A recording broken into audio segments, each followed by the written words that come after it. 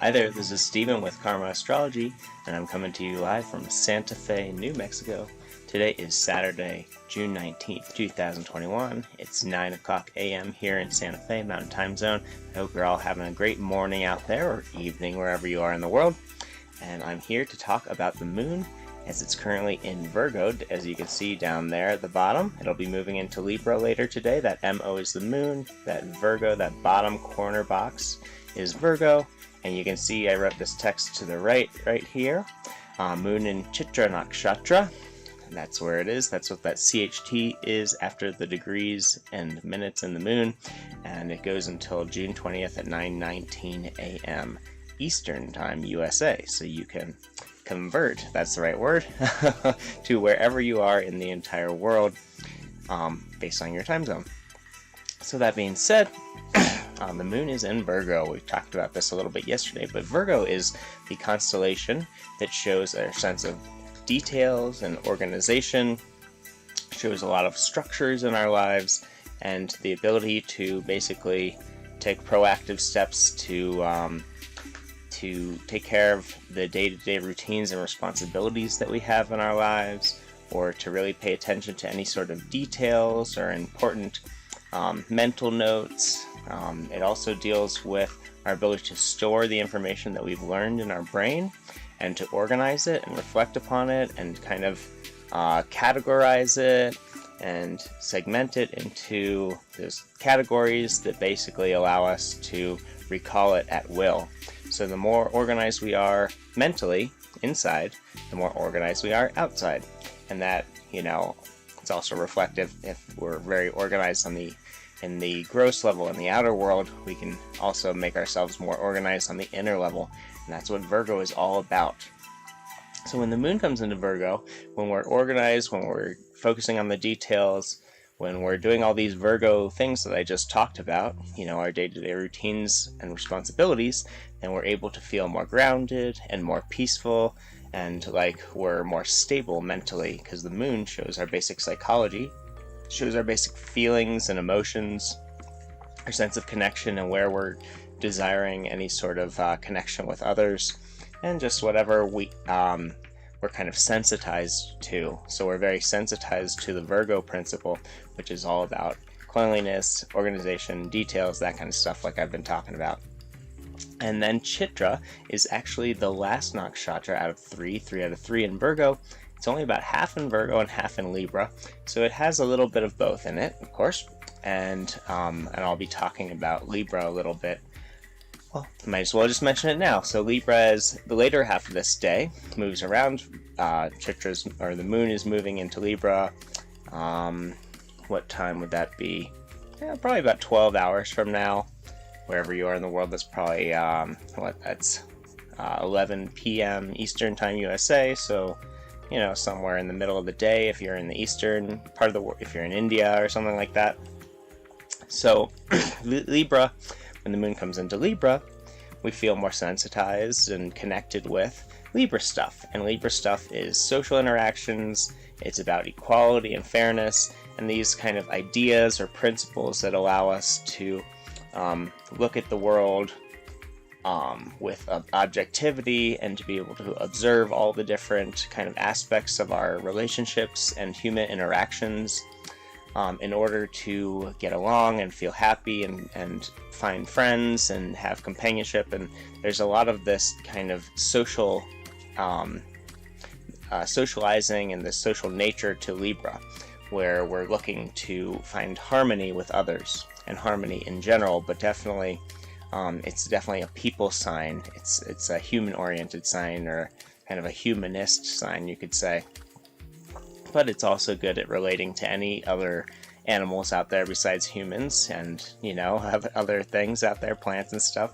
It's just more of a give and take kind of energy, where we're looking to see where we can benefit in a relationship and where others can benefit in a relationship with us, so that we can all have a happier and better existence. And so the moon is really in tune. The moon, our psychology, our feelings, that kind of stuff, where we're sensitive to, is going to be much more in tune with our relationships, with our social interactions, and any sort of like group events or people stuff but certainly not limited to people, and certainly in the idea of, or in the realm of ideas and thoughts and kind of,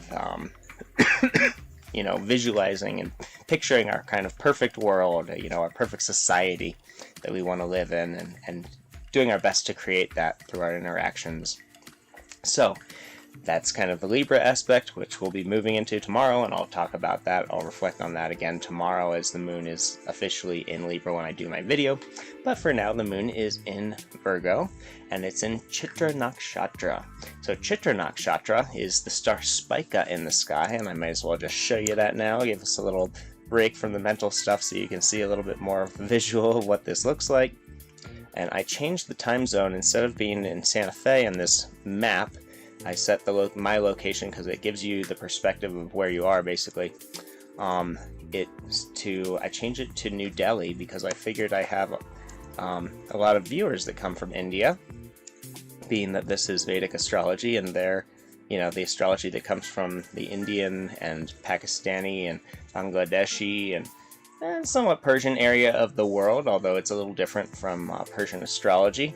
But you can see here that it is nighttime when the moon is bright or at least right now, so I'm able to show you kind of where it is. And you see that bright star right next to the moon. As it goes by, the moon's kind of moving up and to the left here, but this bright star over here in the middle of Virgo is called Spica. Spica. I think it's Spica. And not sure if it's Spica or Spica, but either way, it is known as Chitra in Vedic astrology, or in the Hindu tradition or culture.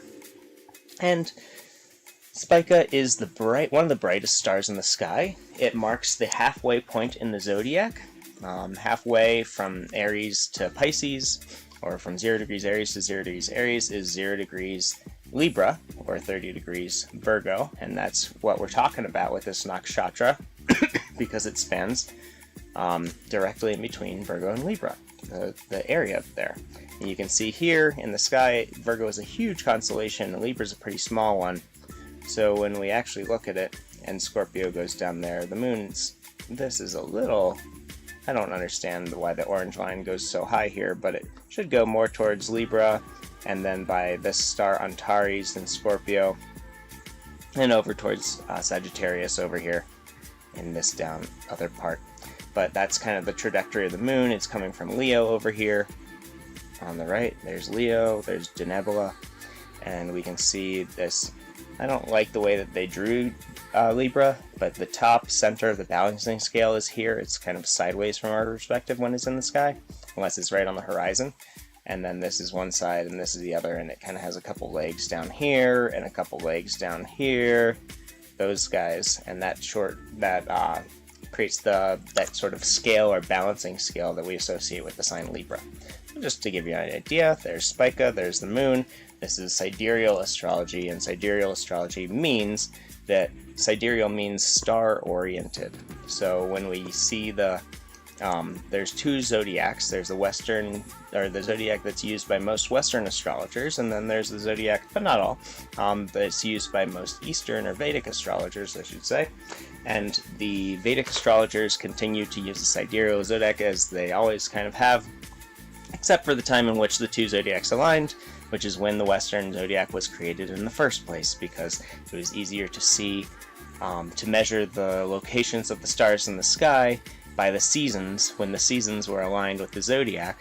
But nowadays that's not the case anymore, because it's been 1900 years since they were both aligned, and the zodiacs, the Western zodiac rotates from the stars in the sky based on the seasons, and so it changes actually 1 degree every 72 years, which is hardly noticeable to the human lifespan, of course, 1 degree in someone's lifespan. So therefore we kind of didn't really understand that, in my opinion, we didn't really understand where the actual stars were in the sky after some time, when we were just using the seasons to basically project where the stars used to be when the seasons and the stars were aligned, if that makes any sense. And you know what, I think I'm going to make a video about that just to be clear, because it seems like everyone needs to understand this and they don't really get it. Basically what I'm saying is, when we use the Indian astrology or Vedic astrology, for the most part, we're using a star-oriented zodiac. We're using the stars in the sky and averaging them into 12 signs of 30 degrees. And when we're using the Western zodiac, we're still using the 12 signs of 30 degrees, but we're using a seasonal zodiac that's aligned with the spring equinox in the northern hemisphere or the fall equinox in the southern hemisphere, and allowing that to determine the projection of where the stars were when the seasons were aligned with the actual stars in the sky. Now, that's not the case. They're about 24 degrees different from each other, since it's been about 1900 years since they were aligned, and that's why the signs, if you know your Western signs and your Vedic signs, are about one off. So if you have your moon in Taurus, you're probably moon in Aries in the Vedic astrology system, and that's kind of how it works. So, and you can judge for yourself whether you feel like one is more accurate than the other. We all have our own opinions. I like to be just a little more Virgo-y. I like those details. I have some planets in Virgo, and so I like the idea of being very precise and using the exact star locations in the sky, or at least the average of those constellations, those sections of the sky that we're using. Wow, that was a whole spiel. I hope you're still with me. So when the moon comes into Chitra, as this video is about, Chitra is all about this kind of architectural part of Virgo. It's the part of Virgo that's looking for not just the organization and the structure, but more of the design aspect of it. And that kind of takes into consideration this Libra quality of Chitra, because Libra is about focusing on things that make everyone feel good and happy, and it's oftentimes about beautifying relationships, beautifying things. So Chitra kind of goes from this Virgo-y, like hyper-intelligent, scientific-minded kind of vibe, which we're experiencing right now, and then Chitra fades into this kind of artistic, beauty, social aspect, social relationship kind of part of Chitra. So we see this as this kind of divine architect sign. Chitra is this beautiful star in the sky. It's represented by a pearl, so it's like this kind of hidden gem, this hidden beauty that is beneath the architecture and the structures of the world and the creation of all things. Our bodies are created and architected by something, and by evolution or nature or the cosmic energy that's behind everything, this cosmic consciousness that we're all a part of. And it's extremely complicated, but it's also very beautiful at the same time. So everything in manifested world and the organic world and beyond is kind of has this sense of architecture to it, then otherwise it wouldn't last. The structure would fall apart. Things would be less stable. So there's a lot of creative energy on a day like today, where we're able to conceptualize bigger picture things. Yesterday was about the details with Hasta. Today is about the kind of big picture and the structures with Chitra. So, or Spica. So we have a little more creative energy. We have a little more conceptual energy at our disposal. There's this kind of larger than life aspect to today, where we can see maybe the roots of our problems or the roots of issues in our lives, the roots of also the wonderful things in our lives, just seeing how everything kind of works. It's kind of like dissecting the world around us. This Chitra energy is like, you're looking and you can almost have this X-ray vision where you can see the structures of things and their elemental nature, and it's really pretty cool. It expands our perspective. It gives us these kind of, Superman X-ray vision kind of eyes, and it can make us fix a lot of the issues that we see. If there's cracks in your own foundation, whether that be your emotional foundation, your physical foundation, your home in which you live, all these things, your society, these are big Chitra items where we're kind of able to look deeper than the surface and work towards improving these things in our lives, like a good architect would do. Or engineer. Very architect and engineer friendly sign. So In terms of some of the strengths, it helps us with our sociability, our ability to see that kind of structure of our relationships and be able to work with them in productive ways that helps everyone to be happy and joyful and benefited from them. Our perception is heightened.